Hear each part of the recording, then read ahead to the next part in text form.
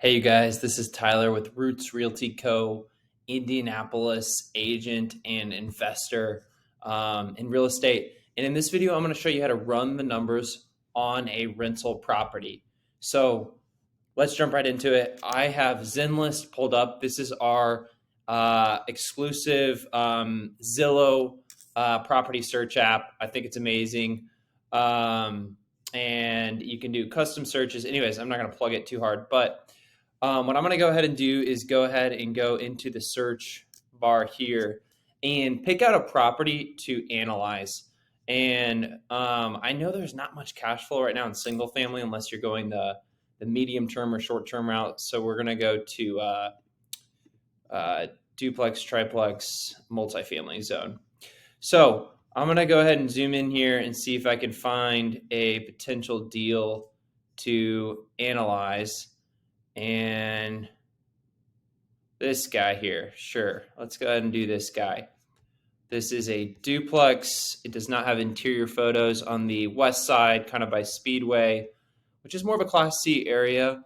But what I love about Zenlist is it's very user-friendly, as you can see here. Has all sorts of property information, and area reports, school reports, population stuff. It's just pretty unique. Okay, anyways, let's go dive right into it. So we have 1726 North Somerset Ave. This is a duplex, so 2 units. And we're going to run the numbers on this to see if it cash flows. The goal of this is to see, does this make money every month, or is this going to cost me money when I factor in all of the various expenses, capital expenditures, property management, etc. So where we will go for the spreadsheet is tylerlingle.com and invest, and you can purchase either right here, Roots Property Analysis Spreadsheets, or down here at the bottom, Roots Property Analysis Spreadsheets.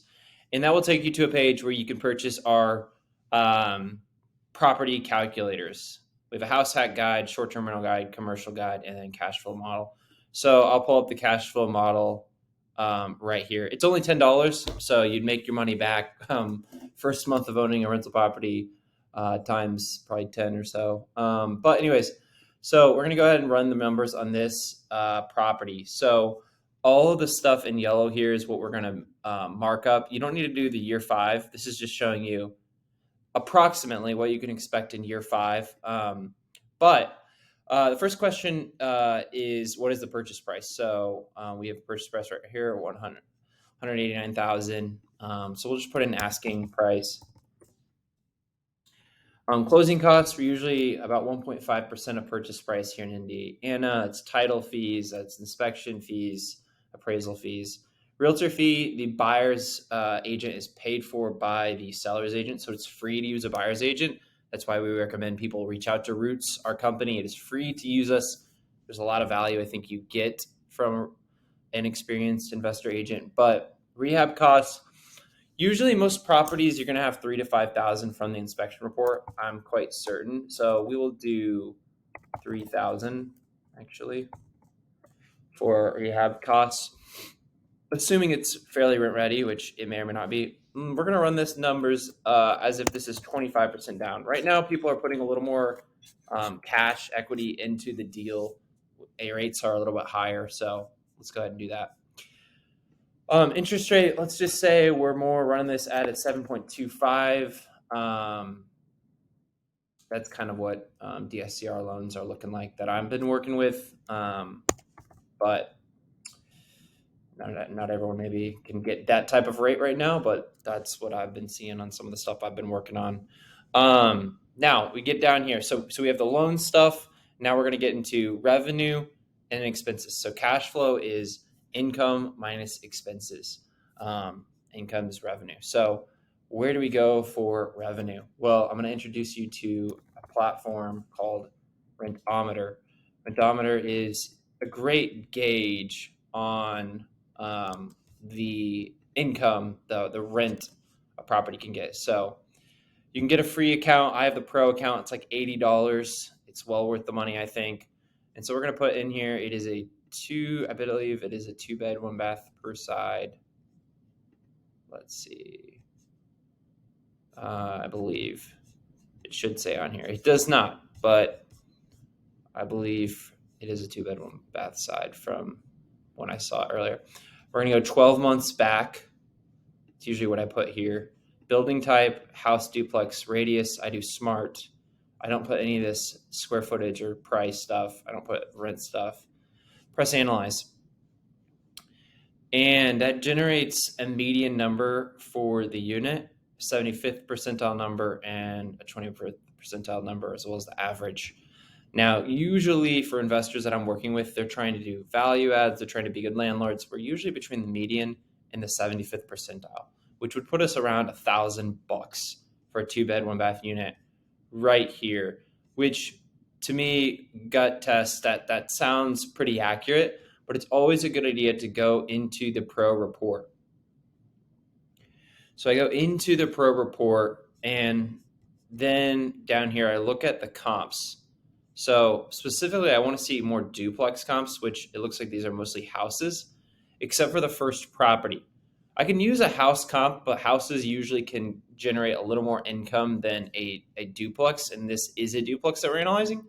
So what I like to do is copy, and then I go over here and I paste it, and I like to look at the old Redfin listing to see. And I believe it's this building right here, which looks to be a similar type of building, a small little ranch style duplex in a very similar street. So this is probably a pretty good comp, and it looks like this is rented for $950. Okay. And then I would do the same thing. I would look at the condition of these properties and then see where the rents seem to be landing. So sometimes I look at the Zillow. This actually has pretty good photos. We see here that this is a house, a very small house, 720 square feet, 2 beds, 1 bath, with probably like B-rated finishes. Some nice hardwoods though. Nice little backyard. Always a good idea to check the location to see how close we are. We are a few streets over from our property. It was about right here, the comp. So in terms of square footage, it's always a good idea to check. This is a total, does it say? Square footage. Okay, this agent didn't put any information, so it's not really helpful, but usually it says the square footage, and I would check. But I believe that these units are not 720 square feet. They're probably smaller, like 500 to 600 square feet. Going back to our rentometer, this was rented for $975. So it looks to be like we are around $950 for a duplex unit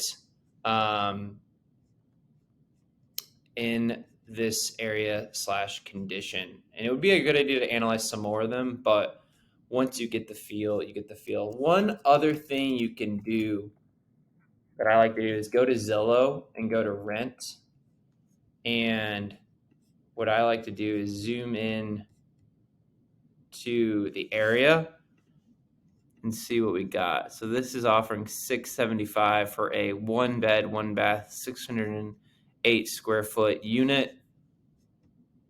Pretty overgrown. I feel as though that's actually quite similar to ours. Now at $675, I can guarantee you they're going to get a lot of applicants very quickly. The question will be if they're qualified and have good credit and no evictions and whatnot. But that's a good comp to keep in mind. Now this is 2 bedroom, 1 bath, 884 square feet. Condition is certainly not amazing. Okay, so this is all good data points. Back here for the rent amount, we're going to go with $925 per unit. Now, I always like to check with a property manager and see, does that sound right? But based on what I am seeing, $925 sounds very doable. So I like to check rentometer, Zillow asking, and then realtors and property managers. But 925 per side would lead us to 1850 for the unit. Income or vacancy, we're usually at around 4% in Indianapolis. If you want to be safe, you can do 5 or even 10%. 10% is probably a little overkill. Okay, now backing up, if you want to understand this spreadsheet, our debt service, so our principal and interest payment is 1072. Our net income after vacancy is 1776. Now we have some other expenses to write in here. For maintenance and repairs, I'm usually doing 15%. Now that includes capital expenditures.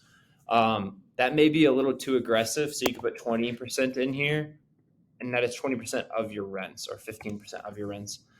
I'm usually running that at 15%.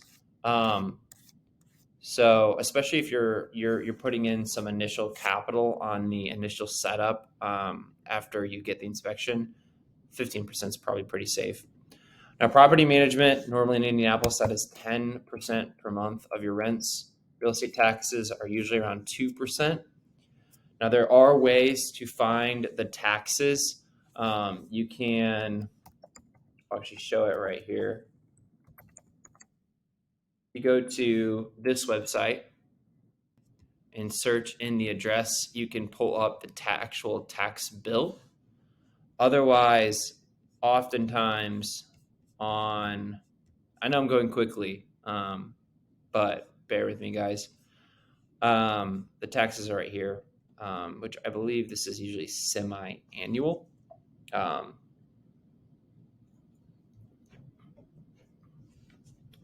But I'm not certain. Usually it tells you if it's semi-annual or not. That says for all of 2022, so that could have been the taxes, but you can always verify it by going to indy.gov/workflow/property taxes. But usually taxes end up veering towards 2%. So it's 2% to 2.5% of the assessed value. The assessed value usually trails the sales price. Usually the sales price is higher than the assessed value. Not always, though. So we're going to keep in 2% here as it's a safe estimate. Insurance, there are places to estimate your insurance cost. I'm not going to do that right now, but if you go to if you search NerdWallet Home Insurance Calculator, it will give you a little calculator. I think this is a great tool. However, I usually estimate this cost based on experience. And for this type of rental property, let's just say the entire property is 1,800 to 2,000 square feet. We're going to be sitting right around 1,600 a year in a policy. Okay, other expenses, that'd be like lawn care, snow removal. Snow removal, usually tenants do. Lawn care, you do have to do at times. Sometimes you back bill that to the tenants. I would talk to your management company about that, but we're going to keep that 0.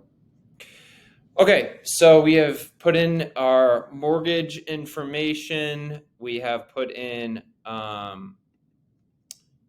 our income and our expenses here.